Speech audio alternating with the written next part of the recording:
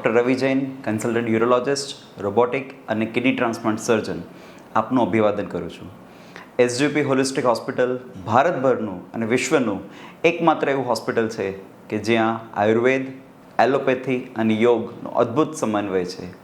હવે લિથોટ્રિપ્સી એટલે કે પથરીને કોઈ પણ ઓપરેશન કર્યા વગર તોડી દેવામાં આવે અને પીસીએનએલ એટલે કે કિડનીમાં કાણું કરીને જે સર્જરી થાય એ ઘણી જૂની ટ્રીટમેન્ટ અને ઘણી ટાઈમ ટેસ્ટેડ ટ્રીટમેન્ટ છે. પરંતુ શું દરેક પદ્ધતિ માટે, દરેક પથરી માટે આપણે આ જ પદ્ધતિનો સમાવેશ કરવો પડે કે જેમાં કિડનીમાં હોલ કરીને જ આપણે ઓપરેશન થઈ શકે? તો નહીં.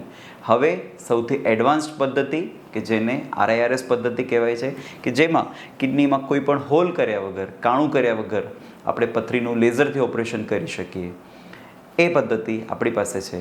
એસજીબી હોલિસ્ટિક હોસ્પિટલમાં RIRS સૌથી એડવાન્સ લેઝર અને દૂરબીનથી થઈ શકે છે અને ઘણા બધા દર્દીઓએ, ઇવન આપણા એબ્રોડથી NRI મિત્રોએ અને કચ્છના અને કેન્યા બાજુના આપણે ઘણા બધા ઇન્ટરનેશનલ દર્દીઓને પણ એનો લાભ મળેલો છે.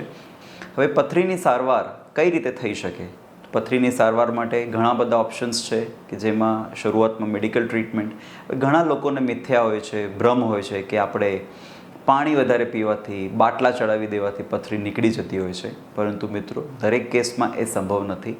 એ દરેક પેશન્ટની ટ્રીટમેન્ટ એક કસ્ટમાઇઝડ ટ્રીટમેન્ટ એટલે કે ઇન્ડિવિજ્યુઅલ ટ્રીટમેન્ટ હોય છે. પથરીની ટ્રીટમેન્ટ માટે કિડનીની સ્ટોનની સાઇઝ, કિડનીમાં ક્યાં છે, પથરી કેટલી હાર્ડ છે અને એના લીધે કિડનીમાં સોજો અને ચેપ કેટલો છે, એ ઘણા બધા પરિબળો એનું ટ્રીટમેન્ટ નક્કી કરતા હોય છે. SGVP holistic hospital, allopathy, Ayurveda एवं योग.